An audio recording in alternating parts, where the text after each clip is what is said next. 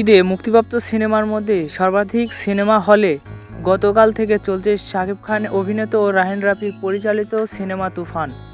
ঈদে দেশের 120টির বেশি সিনেমা হলে চলছে এই সিনেমাটি।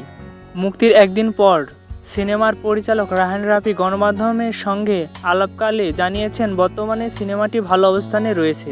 সিনেমাগুলোতে দর্শকের চাপ প্রচুর, শোয়ের সংখ্যা আরও বাড়তে পারে। সারা দেশে তুফানের তাণ্ডব চলছে বললেন উল্লেখ করে তিনি। সিনেমাটির টিজার গান ও ট্রেলার দিয়ে দর্শকের প্রত্যাশা আকাশ ছুঁয়েছে শাকিব খান অভিনীত তুফান সিনেমাটি।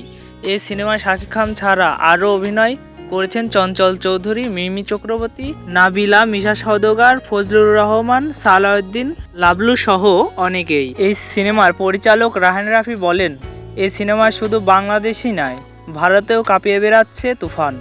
তিনি বলেন, পরিবার নিয়ে দেখার মতো এই সিনেমাটি। যে কোনো ধরনের ভাইরাল এবং নতুন ট্রেন্ডিং আপডেট পেতে আমাদের চ্যানেলটি সাবস্ক্রাইব